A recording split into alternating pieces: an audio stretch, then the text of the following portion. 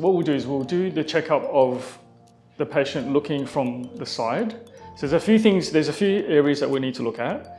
The first one will be looking overall at like a global look. So you want to see overall, are they tending to hunch? Do they have like an increased curvature? Is the head like going forwards? How are the feet? So I'll go through each one now. So if you have a look on the side here, what you do is you want to get the patient to look straight ahead, have the feet shoulder width apart, the shoulders nice and relaxed, hands by the side. The first one we look at is the curvature. So you want to look at the neck curve to see if the head's going forwards or is it behind. The other thing you want to look for is the ear should be right over the shoulder. So if the patient's doing this, you know that, for example, they're going to have especially neck issues or even mid-back problems because they're already hunching down. So that's a very important area to look at, is looking at the ear that should be going straight over the shoulder. In terms of the curvature, you want to look at the curvature here, especially in terms of the neck. You also want to go down the whole spine. So you want to pretty much use your second, third, fourth finger to pretty much follow the contour of the shape of the spine. The other points you want to look for is, so apart from the ear over the shoulder, is that the shoulder should be right over the hip joint.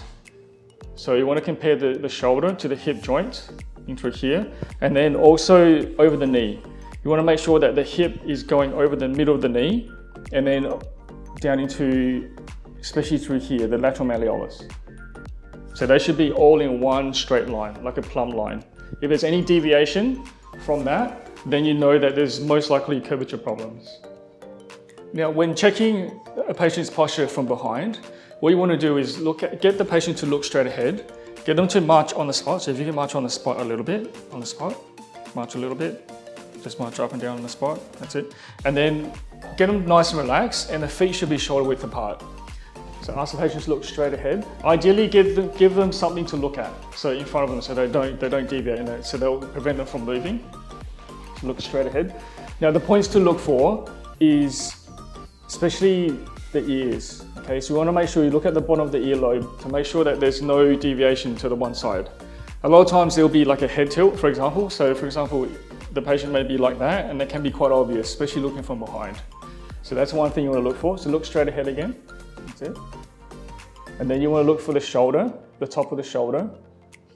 A lot of times the shoulder can also be deviated as well, one side to the other.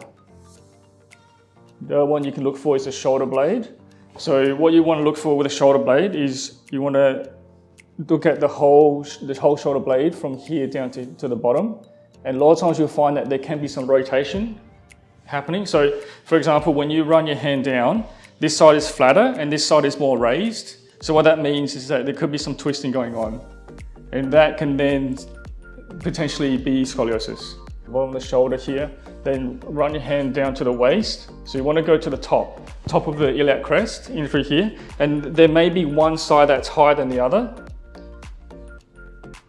And then also to the hip joint.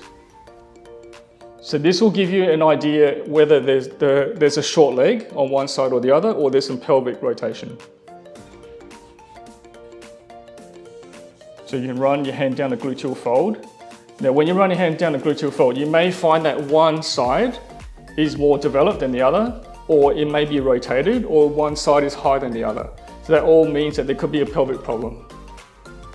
As you run your hand down, and then go towards the back of the knee. What you want to look for here is whether one knee is hyperextended or not. That's one thing to look for. And also you want to look for the foot positioning.